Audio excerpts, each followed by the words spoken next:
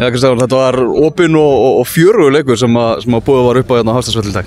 Já, þetta var, held ég bara fínn leikur hjá báðum liðum og hérna, það var svona smá deildarfílingur í þessu, eins og maður var að spila í deildinni. Þú sást jákvæð teikni á lofti eftir valsleikinn, það voru líka fullt af jákvæðum hlutum í dag.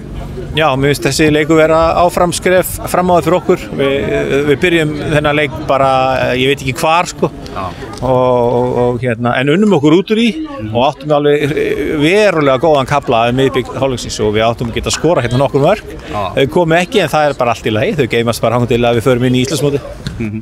Þannig að þú ert bara nokkuð ánægð með svona hvernig þróunin hefur verið á liðinu?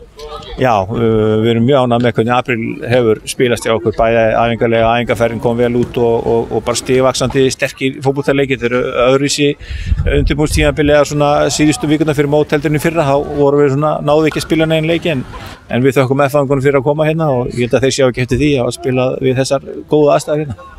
Stefnir í svona verulega öflugt mót, bara mörg liða að líta vel út og nýliðarnir báðir nokkuð svona massífir?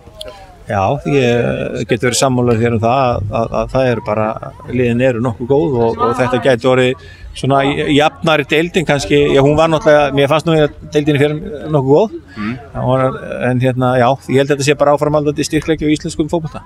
Það stefnir allt í bara hörku Pepsi-deild? Það sýnist mér, liðin sem búið að vera að tala niður að þau virast líta bara ágætlega út og þannig að við skulum bara sjá hvað verður en það er alltaf erfitt að eiga við toppliðin en eins og við sáum núna að þá gerðum við marga góða hluti og fengum fullt af opnum og góðum farum. Verður þitt gamla félag Valur Íslandsmeistar aftur? Það veit ég ekki maður. Þeir eru náttúrulega að gera tilkall til þess, þeir eru að tapa á alla leik núna og hérna, það er spurning hvort þeir svitna í fyrirháleiki í leikjunum sínum en þeir eru allan að sterkir kandidatar. Fáum við eitthvað fréttatilkynningu frá Vestmannaeyjum hérna í þessari viku, varðandi leikmannamál? Já, það er alveg á hreinu. Nú voru F-fangarnir komin með 9 útlendinga í hópinn hjá sér. Við erum bara með 8 og við ætlum að komast í það. Þannig að þú ert að fara að bæta í vörðunni maður er eitthvað sögur það? Já, annars voru strákarnir fínir í dag. Það er alltaf lítið talað hvað ungu og nýju strákarnir okkar er að gera. Meira talað að við höfum ekki stytt okkur nógu mikið en við erum ánægðir með strákarnir sem hafa komið.